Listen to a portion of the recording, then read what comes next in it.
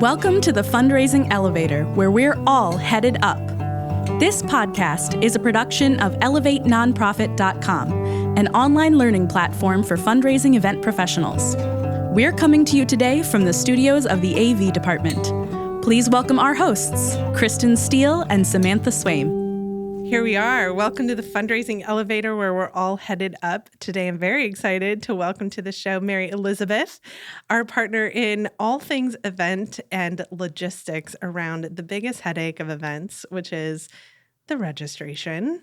I'm excited to have you here today. Mary works with us at Swaim Strategies and helps to manage all of our clients' work with data and guest management and has all the answers to help for a smooth event. Mary's also one of my longest friends, so welcome to the show. I'm glad to have you here. Thank you so much. I'm really happy to be here today. Kristen, let's do a formal bio and introduce her to everyone. This is as formal as we'll get. Mm-hmm. Mary Elizabeth is the data expert at Swaim Strategies. She believes data tells a story, and that story impacts people's lives. When data is properly implemented, it informs decision-making, honors relationships with donors and supporters, and creates more informed and successful events. Mary has worked extensively with many organizations to prepare for their events using event databases. She's a certified data pro who loves taking chaos and turning it into order. Mary, Thank you for being here today. So let's start big picture. How do we make registration at our events easy? That is the question of the day.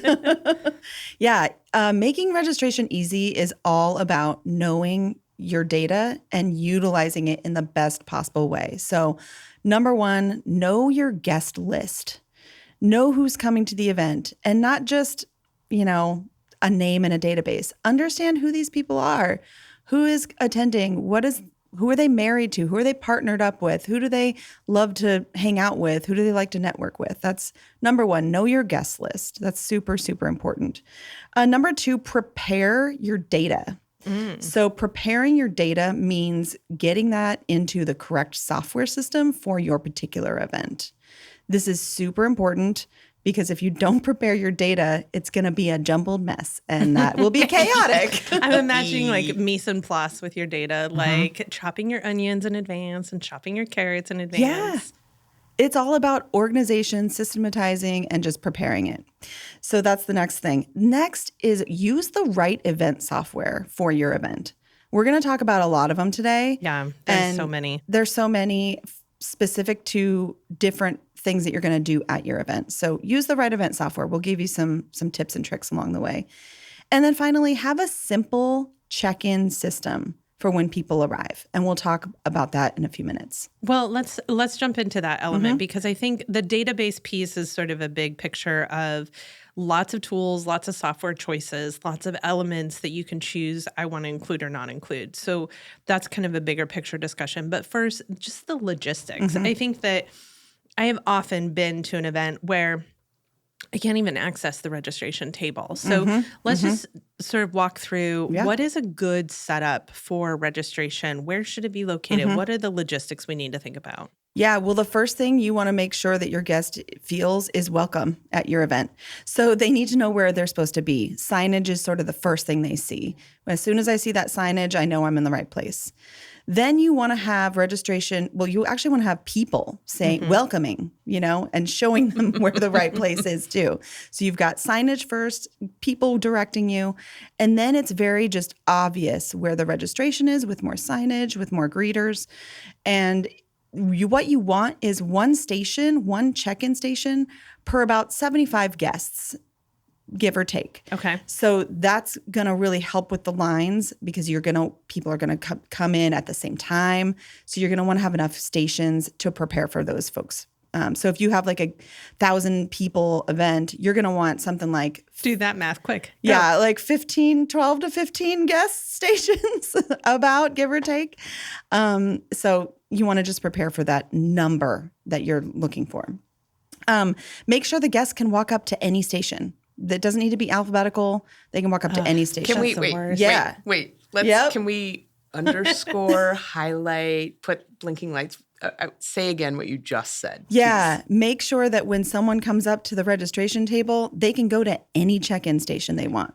It doesn't have to be alphabetized. It's just they walk up and they're there. I stood in line once for 20 minutes waiting to get into an event, finally got up to the registration and was told that because my last name is an S, that I had to go stand in that much longer line because I was at the D registration area. And I was like, the signage was not clear. There wasn't anything high enough for me to see that. And why would you have just one person helping all the S's that are coming to your event? The worst. Yeah. Just have it open to anyone. At the same time, though, get a person who is really well versed in your data, probably the person who put the data in there, as the help station person. So there's one station, maybe two if it's a really big event, one station dedicated to just helping folks if the other folks can't find them in the system or there's a question mark of, I'm taking this person's spot. You want an extra help station that can be everyone can be directed down there. I love that. I think that it allows for us to have volunteers sitting in the sort of guest check-in role. But if there's any hiccup, there's any trouble, they don't have to hold up the whole line. Yep. They can just send them down to the person who is the expert who can troubleshoot. Yeah. I'm just thinking the helpful piece that I think we're probably assuming that I want to make sure listeners think about is how do we enfranchise those volunteers to be able to do that and create a consistent guest experience? Yep. So we want to be able to train those volunteers about an hour prior to the event. That way it's really fresh in their mind. So we all get on the same page about an hour or two before the event. You train your volunteers then and you say, hey, there's a help station. So don't worry about if you can't find anyone in the system. You can't see their name there. Just, this is our fault. This is our fault, not yours. Go ahead and go down to the help station. See Mary at the help station. She'll take care of you. So just making sure that guest is feeling welcome and that they're not in the wrong place. Yeah. Yep. So the help station is important. And then the other hiccup that happens at registration often is gathering information from the guest that maybe you didn't get prior. So what you want to do with that is actually check them in and then direct them to a separate area where they just write it on a little card that you've already set up in a little station with pens and a little box for them to place it in. And they can just drop that information into the box. And we had an organization that I think was the most effective at collecting that information without holding up the line for check-in, in that as the guest was checking in, they got welcomed, their credit card got swiped, and then the volunteer could see if information was missing. They handed them the card and said, we have missing information. Can you please step over to the table to fill it out and drop it in the bucket?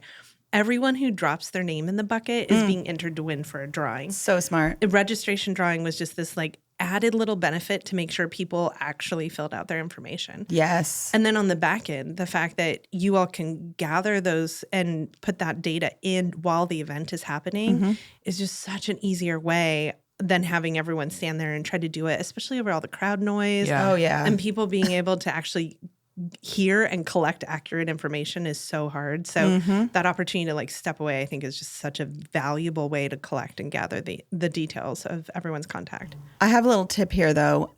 As you're preparing your data, what you want to do, because often you're using a separate event software from your normal donor database that you're using every day in your nonprofit organization, that what you want to do is just make sure you have all that information transferred over from your donor database into your event database. Because the worst thing is when a board member, maybe your board president, walks up and the volunteer doesn't know it's the board president because they're a volunteer, and they give them the contact card to fill out, and the board president's like, you have my information, what the heck?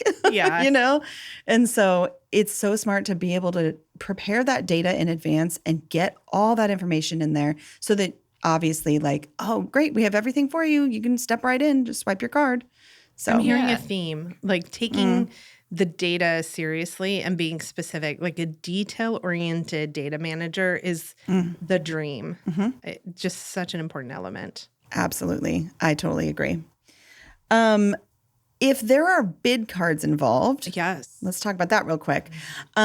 The way to handle that, there's a couple ways to handle it, but the easiest way is to have them all in numerical order right behind the registration table, and you've got a few volunteers grabbing them. They're sort of looking over the shoulder of the computer operators saying, oh, I need bid number 1, 2, 3. And the folks behind you grab 1, 2, 3 and hand it off to the person working the check-in station. And that makes it super simple. Amazing. Just numerical. Don't put them in alphabetical order. That just creates more mayhem. So numerical order is great. And then if you have name tags involved, make sure they're in alphabetical order. And why don't you just go ahead and place them out so guests can pick them up themselves? Then it's just self-select and, oh, my name's not here. We'll figure it out. We'll get you a name tag, no problem. But this is where the data comes into play of like printing those name tags out alphabetically. Guest picks them up, moves along. Yeah, alphabetical by last name. Yep. We've had Last organizations print them alphabetical by first name, and then the guest is like, I'm not here. It's like, actually. No, you're in this group of atoms over Right. here in the A's. Exactly. And then one final logistical piece about the actual tables for registration. Yeah. You want to set them up in one long row. You don't want to have like an L shape Yeah. so that there's some sort of weird, traffic jam going on. You want to just have it real straight, real in one line so people can just move along. Sometimes you can use rope and stanchion to help folks along if your registration's in a weird spot. Sometimes you can kind of work with things if you need to. But go to your venue, look at where your registration should be, and have that plan for that simple flow. And do not have it exactly intersect with your bar line. Sort of having registration in its own space so that you think about sort of the bigger flow and sort of having folks come in, get registered, and then they can move into the party. When you have the party and registration in the same place, people bypass registration and go to the party. In fact, to make it easier, bring the party to them. Bring a tray of wine and waters and all of that. That way they can just grab the wine. They're just standing in line chatting, and that makes it easier. I think L-shaped tables are a curse at events in general. It creates this like weird traffic block where if you have someone at the extreme ends of the tables, you can't get into that like V point middle. And so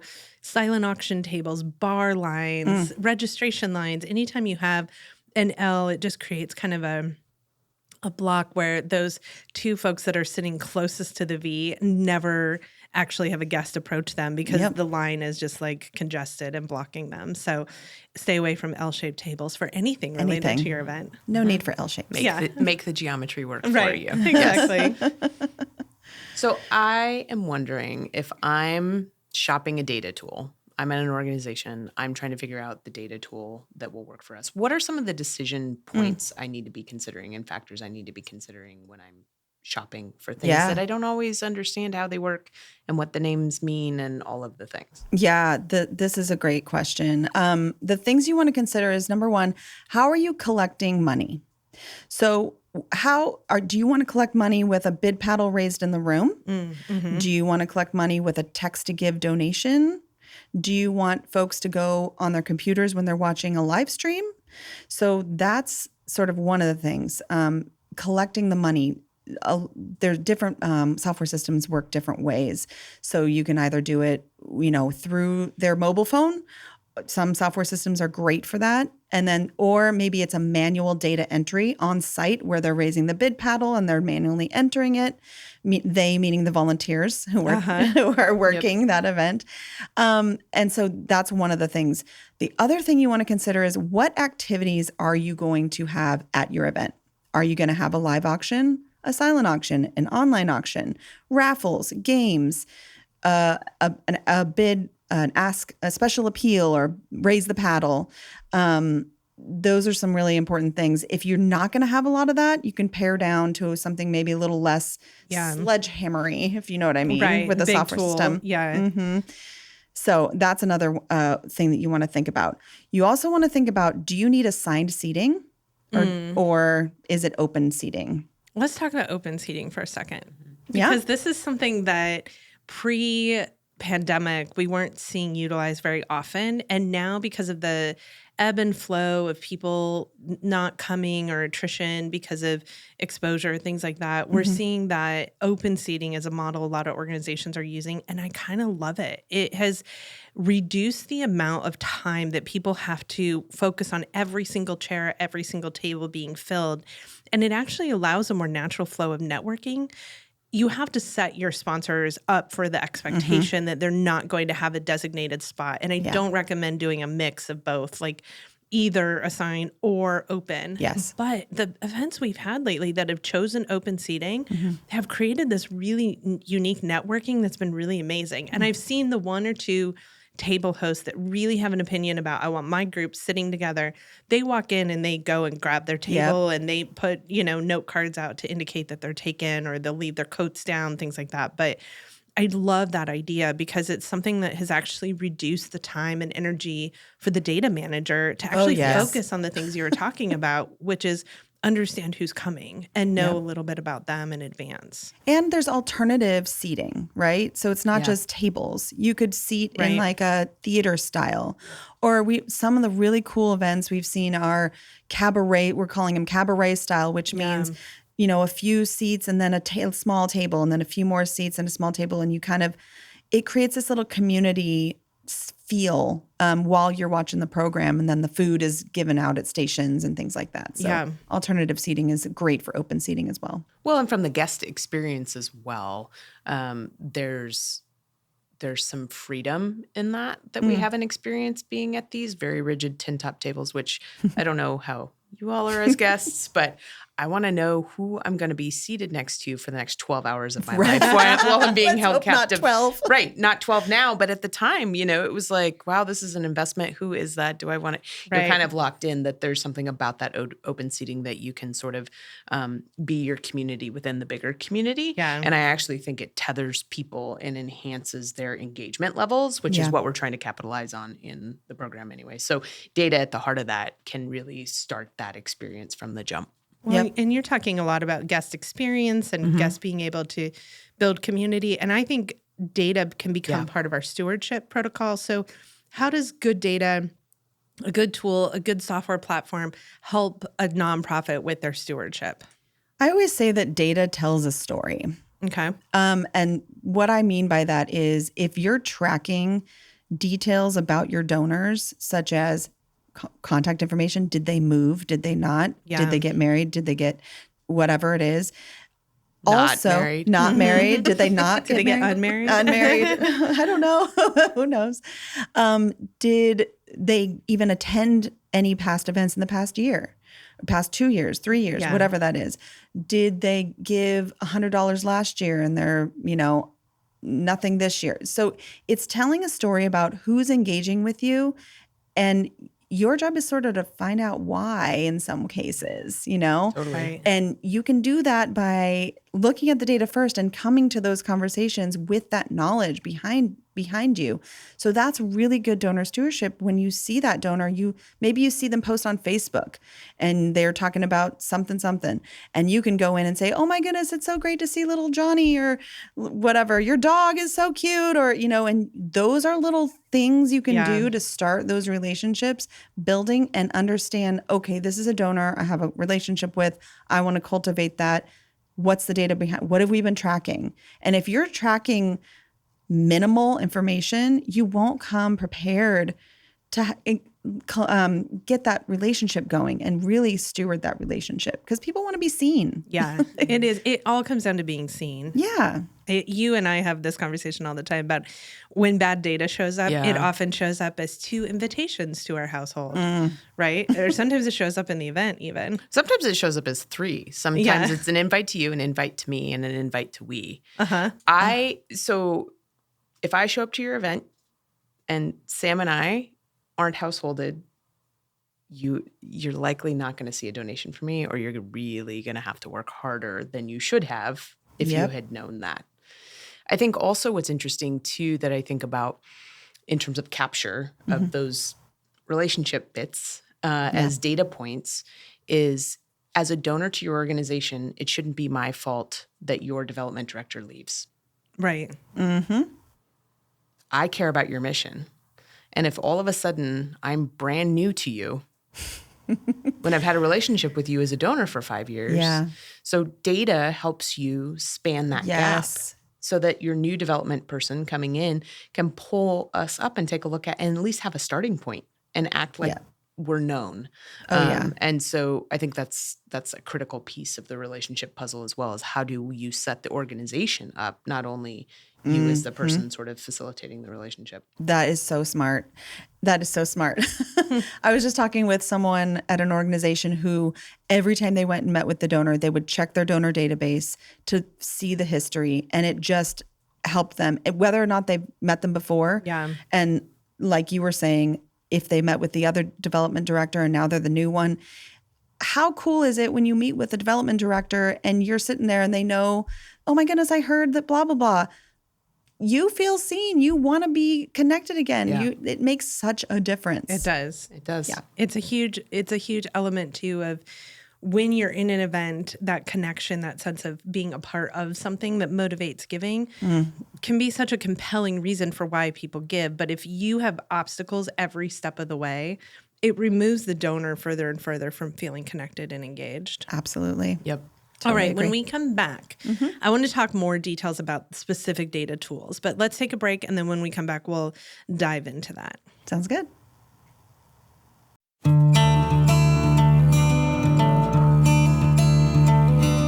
At Elevate, we believe in bringing people together.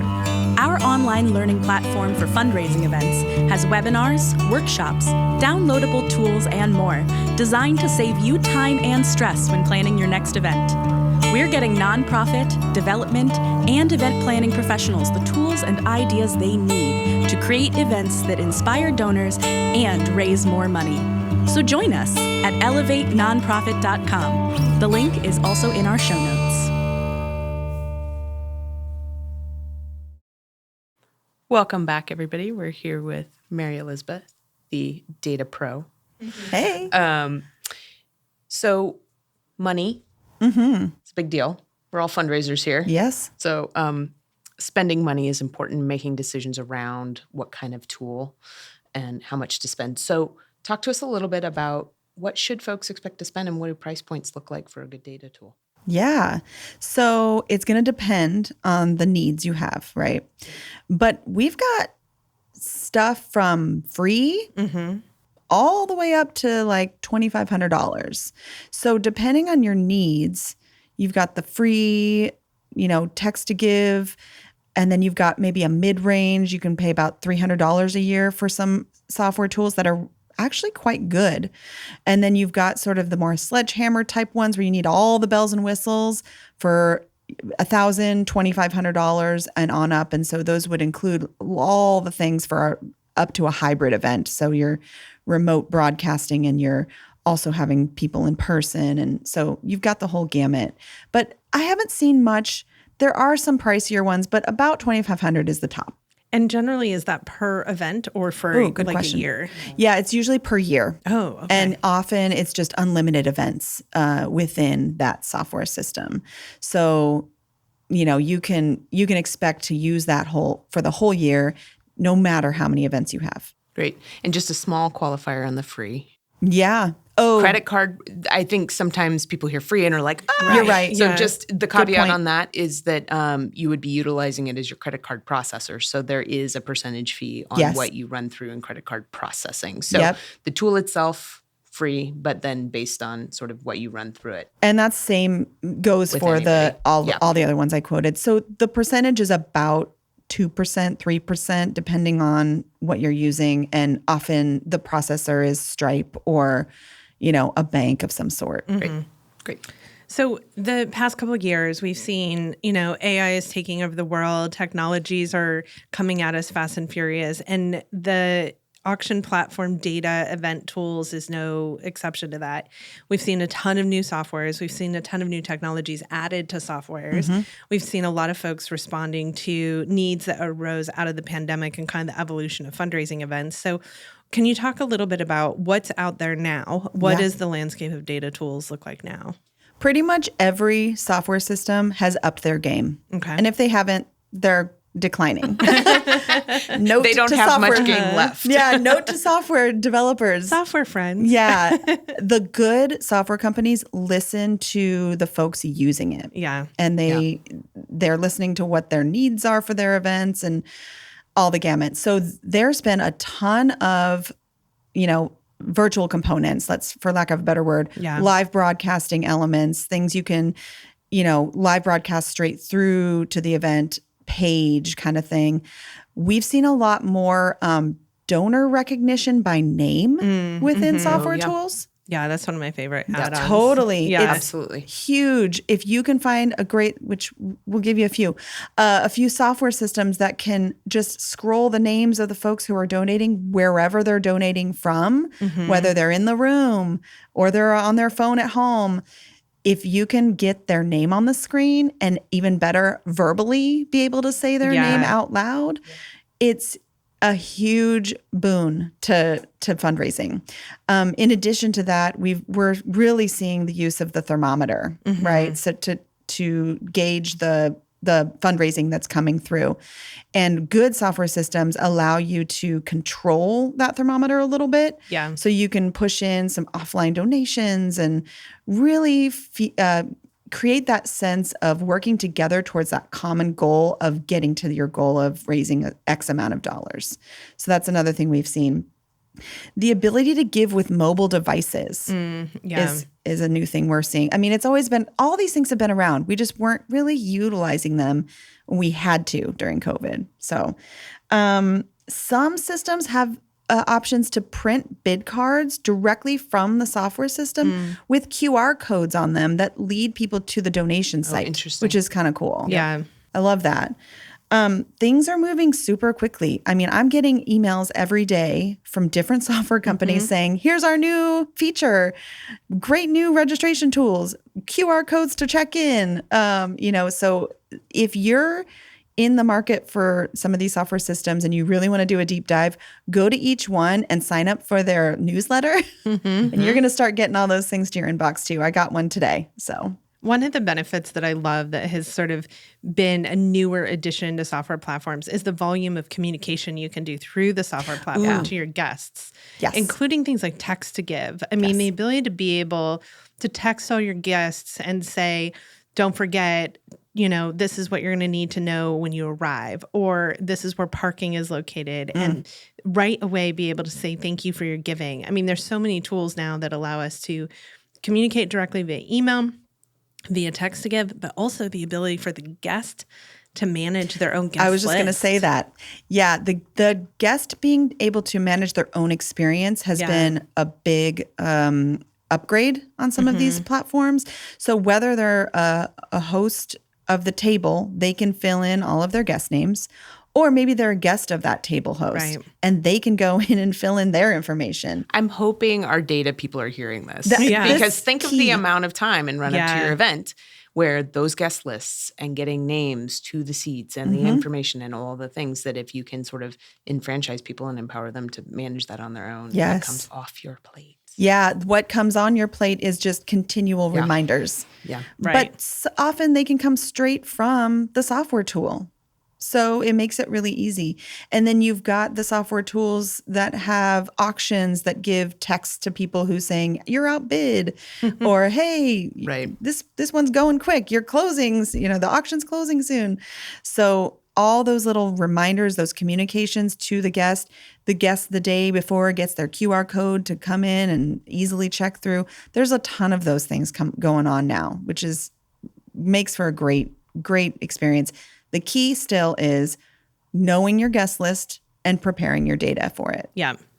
I have a little cautionary tale too, in that we can kind of over-inundate our guests. And one of the experiences I had at an event was that they had a promotion or a text that was reminding folks about when the auction closed. And they sat everyone down for dinner. They started the program, and then we all got a buzz on our phone that the auction was about to close. And the silent auction closing overlapped with their program. And they had probably 100 people stand up and go running to the auction tables and lost them in the program. So that idea of making sure that you're thinking about your audience's time and attention and keeping them focused on the thing that's most important. Don't use the ease of text to give as a way to interrupt your program. Smart. Make sure that your program is the focus during your program. Yep.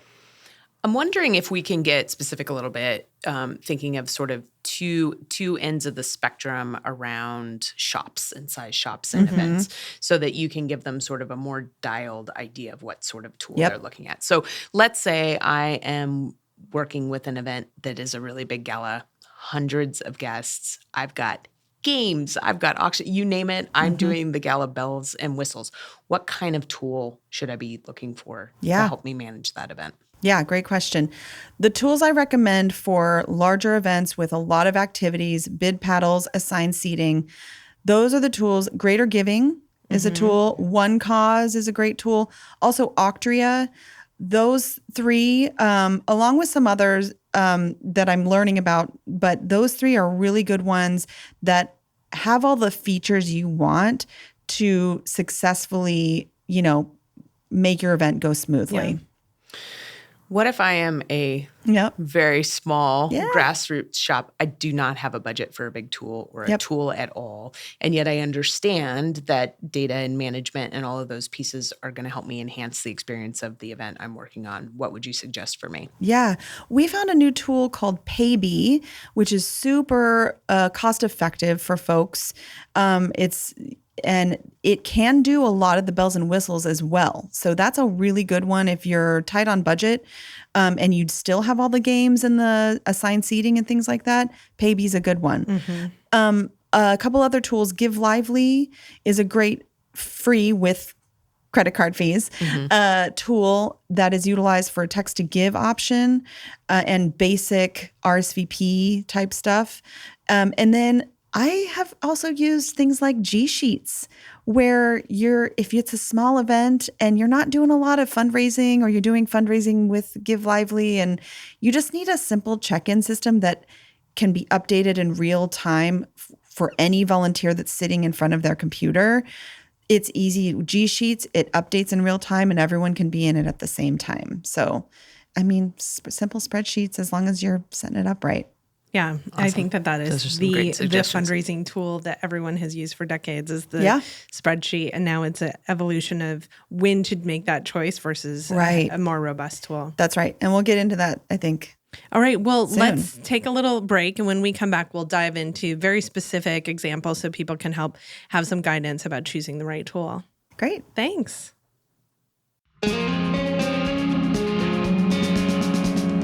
The Fundraising Elevator is recorded at the AV department in Portland, Oregon. For years, they've been our trusted partner, delivering exceptional audio-visual production and videography for nonprofits. In 2020, they transformed into a dynamic live streaming studio, producing more than 900 virtual and hybrid events. Now, we embark on an exciting journey together to bring you this podcast. Seeking the best in live events, video production, and live streaming? We proudly recommend our friends at the AV department. Link in the episode description. All right, we're back. Let's dive into specific tools and the choices that we make in order to inform us. So I'm going to just throw out a bunch of examples for you, and you tell me what choice you would make. Okay. All right. A little game of it's sorts. sort of like a game show. Yeah. Data tools. I love it. I'll give you the buzzer if it's not the right tool. Okay, so let's focus first on sort of a crowdsource idea. We have a local sports team that wants to do a fundraising event for us. We don't really know our donors. We're not collecting a lot of information because it's just sort of a call to action at the event. We want a really simple way for people to give when they attend the hockey game. What would you use for that? Give Lively. Okay, so Give Lively, a free tool. Yep. And the giving is a text to give, right? Yes. You have a code. It's very simple.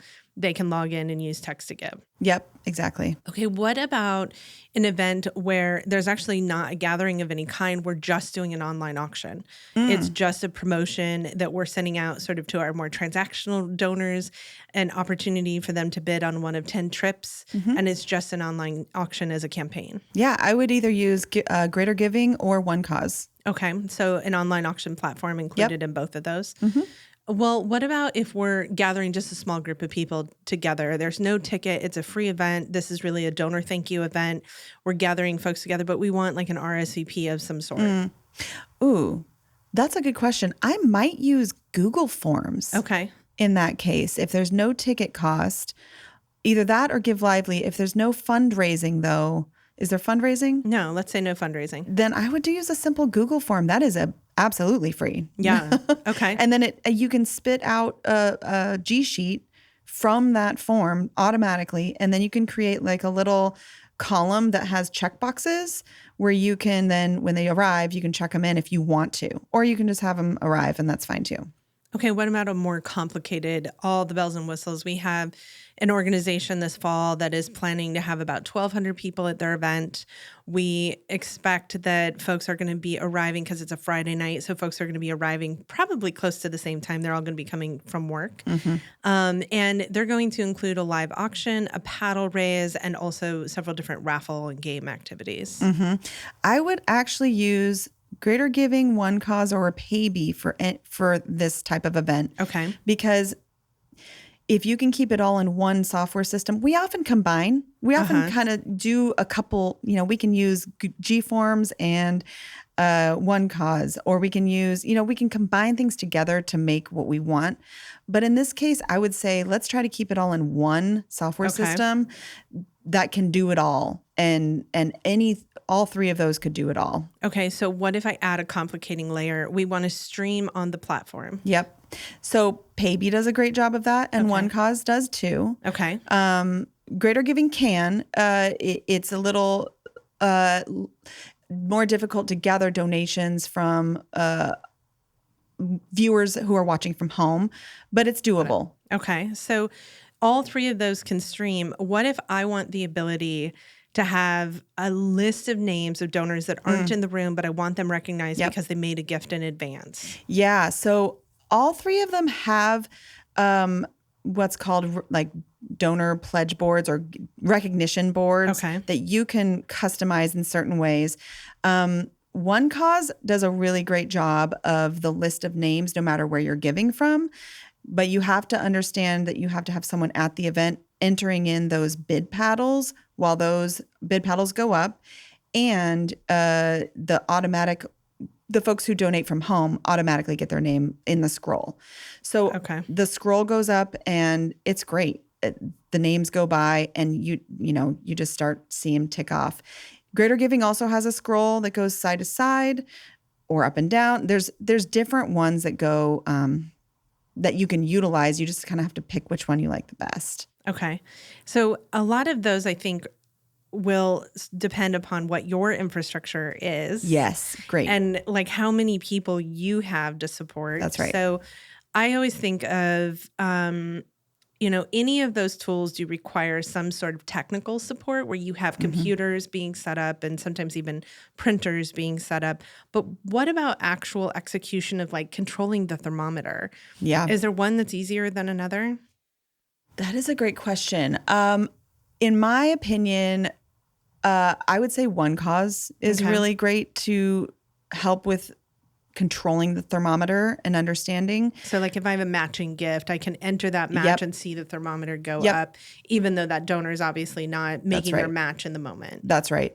You can do it in Greater Giving as well. You just do it through different ways. And with Greater Giving, things show up in the thermometer depending on where they're coming from. Oh, okay. You know what I mean? So like if you create this type of thermometer, these things will show up in that thermometer.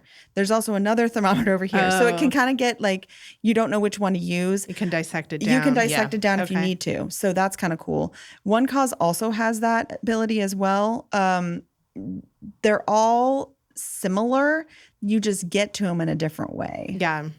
So, well, and I think the other question that a lot of people have about their tool is how do they have an event platform that talks to their CRM tool? Because their CRM tool is often where their like most robust data is. And, I think there's a universal to this. I think that there's not the ease of tools that naturally just sort of cross communicate and you don't have to do anything. You always have to have an element of interaction. And oftentimes it's simply that they export in a similar fashion that allows import. But is there a tool that you've identified that talks to other platforms easier or is more user-friendly in that way? I have yet to find a tool that's super easy to export information into another database. Yeah. It takes some time. If you are a database person out there, you know what I'm talking about because you end your event and you need to get all that information from your event software into your donor database where that's where people are going to be getting the information from in your organization, right? So if there are these separate software systems, it depends on what your donor database system is. Yeah. If you have Salesforce, certain event software systems talk to Salesforce easily. If you have Razor's Edge, certain ones talk to that more easily. You're always going to have to spend some time, and this is your donor, your database, so you have to understand that data is your unsung hero Yes, of it's your true. event and of your whole organization, truthfully. So don't underestimate your donor database manager. Yeah. That is an important role. Like, you don't know how important that is. It's so important. They're carrying all of that information. So if you have a great donor database manager, or you've prioritized that in your organization, you're going to find success. That no matter what tools you're using, they're going to be able to manage that for you. But it is difficult to get through. Well, and I think thinking through the whole trajectory of how you're going to use your data, I think that's what I'm hearing. And I think that's super critical for folks to think about. Like we were just talking about, like, I want to do these activities and do these things. And that's why I'm picking a tool. But I think also understanding what it's interfacing with, who's utilizing it, and how to get the data back home to where you need it so you can use it moving forward is also a component of your decision tree. Yeah. And you can ask, if you're shopping software tools, you can ask the software salesperson, hey, what donor databases is this really compatible with? Exactly. Yeah. That could be a factor. Mary, let's get in the fundraising elevator. Let's go up to the penthouse for a minute. Can you talk to us? I think sort of specific examples can help folks too. Can you talk about an event where you saw the experience of data really enhance the guest experience? Yeah. All right. I'm going to talk about an event that we had last spring where the need was that this venue needed to be, we could only be in the venue to set up for a really small amount of time. So we didn't have much time to set up, right? And then the location where we could put registration at was not very big. Okay. So this is a common challenge. It is. A lot of people. This is real life. Yeah. And the real space we couldn't get into until like an hour before the event. So we had to sort of split things up. The data became extremely imperative in order to pull this off. So that's why this event got pulled off, is because the data was amazing and it sort of worked together. An amazing data manager. Data manager. Yes, we did have an amazing data manager. So the way this worked was we had signage to show where people could go. We had greeters. Greeting folks and showing them go this way to get checked in. On their way to the registration table, they had name tags for everyone. Their name tag had their name. It was alphabetized by last name. It had last name. And they were just laid out on the table, but there was a volunteer there at the table to help folks if they couldn't find their name. Great. And then the bid number and their table number were on the name tag. Okay. So I grab my name tag, I put it on, I walk over to these 3 bistro tables, because remember, small location for registration, 3 bistro tables. We had little Chromebooks where we were just simply swiping credit cards. And it was great because once they had their name tag on, you could see the bid number. So you didn't have to ask for their name. You literally could type in their bid number into the software system and they would come up and you could check them in, and you wouldn't have to, it was loud. So it was beautiful. So we swiped their card. Most of these folks were pre-registered. I'd say about half of them were pre-registered. What that means is they went online earlier and gave their credit card information. Okay. Exactly. So we just verified it. Great. Looks like we have a credit card on file. You're all checked in. Move on in. Now, if there wasn't a credit card on file, we swiped it. And if there wasn't information, we had the little contact card to give them, said, oh, looks like we're missing your email. Circle that, go over there, fill that in, and drop it in the basket. So I want to recap a couple of things. The name tag told them where to go sit. Is that right? It did. So how did they get their bid card? Yep. Yeah, great question. So the bid card ad actually we're waiting for them at the tables in this case. And we don't always do that. I know I talked about having the bid cards numerical order behind and giving them that. In this case, they were utilizing the name tags to seat their guests. To expedite the whole process. But you can't do name tags if you don't have good data. Right. So they were in constant communication with their sponsors. They were in constant communication with their table hosts, gathering that information.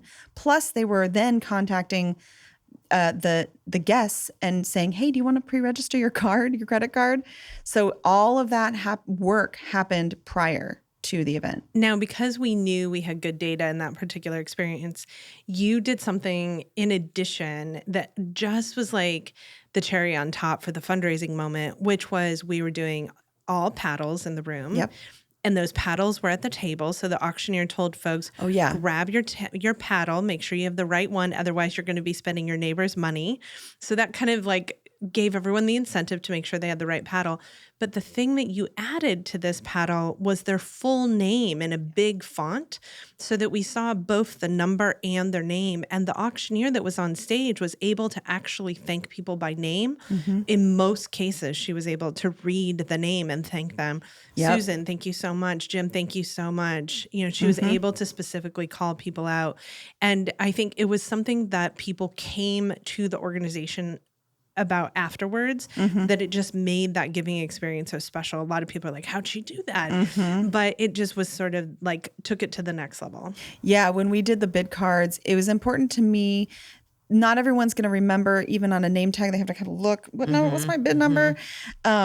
So I wanted to make sure that their name was really clear on their bid card. So when they did go to the table, oh, there's my name, you know, and then that way it was so cool that Sam, thank you for your $50. And they're like, how do you know my name? Oh, it was like a nice little surprise. Yeah. It's seemingly they're simple pieces that increase the experience, but it doesn't mean they're easy.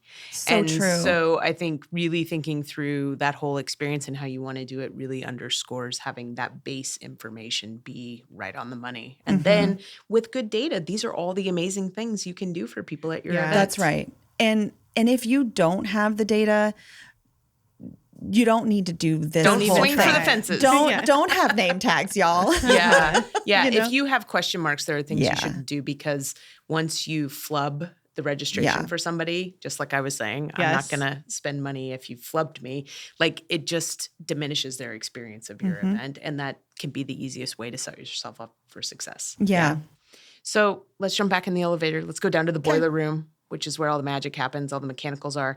I just want to go back. You've presented us so much great information. If people walk away with top 3 tools / things they can do to improve their registration, what would your top 3 be? Oh, you're asking me for 3. I wrote down 5, 6. Okay, 3 to 5. I think one imperative is good communication with your guests. Yep. Whether that's through a sponsor, table host, or the guests themselves. Yeah. Good communication. Great. Flow between. Yep. Okay, that's number 1. Enough volunteers to pull off what you're trying to do. Yeah. Yep. Okay. Great. So we've talked about several positions volunteers can fill. And they don't have to be long. It can be like the first couple hours of, you know, because once the event's running, you can have 2 or 3 folks lean back and do all the data entry and check people out. Not a lot of people are going to check out if you have great, you know, data going into it. Event software that's prepped and all ready to go. And you're well-versed in how to do it. So you could train your volunteers when you get there.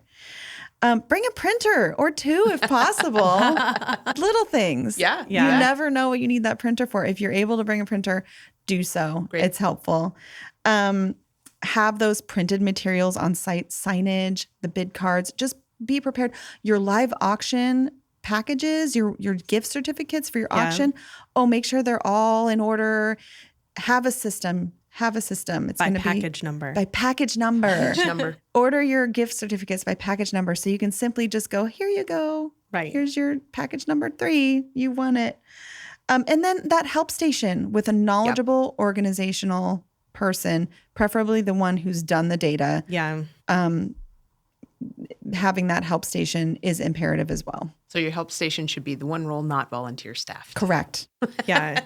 It's interesting too, because that's the person that's going to know all of the prior conversations. Yeah. So when someone comes up and is like, remember I called you and told you, they're like, yeah, I do remember because I was the one you talked to. And that builds that relationship. It does. Yep. Yeah. Yeah. Okay. So people are going to have a ton of questions. Yeah. They're going to want help assessing their data tool. They're going to want help figuring out how to get their data tool to talk to their CRM. They're going to want to learn how to set up their data tool. Yeah. So how do people get a hold of you? Yeah, so you can find me at swaimstrategies.com, and in the show notes you can also book consulting time with me. Right. If you want one-on-one time with me, I'm available, y'all. So you just go to swaimstrategies.com, go in the show notes. There's going to be a link that you can book some time with me if you'd like. So I'm available. Sometimes that 1 hour with someone who knows all the ins and outs that can just be able to take a look and be the backup for me before I go into an event is just so valuable. So yeah, and you you can come and talk to me before you've selected the tool. Yeah. After you've selected the tool, anytime, y'all. I'm up for the data conversations. We get the benefit of working with you every day, and you are a data genius. Thank you. I think I say that about 4 times a day. And so your data can be your secret weapon. Sometimes you just need the support to get it there. Yeah. So Mary's a great resource for that. Well, we're going to have you back to talk about the data journey in future episodes, but Okay. thank you for joining us today. We're glad you were able to join us in the fundraising elevator and go for a little ride, and we appreciate all of your expertise sharing with our audience. Thank you. Thanks for all So you glad do. to be here. Yeah. The Fundraising Elevator is produced in partnership with Swaim Strategies at the studios of the AV department. The program is produced by April Clark and directed by Steve Osborne, with audio engineering and original music by Dwayne Anderson and Heidi Christensen. Video production by Chris Peterson, Whitney Gomes, and Nathan Bouquet.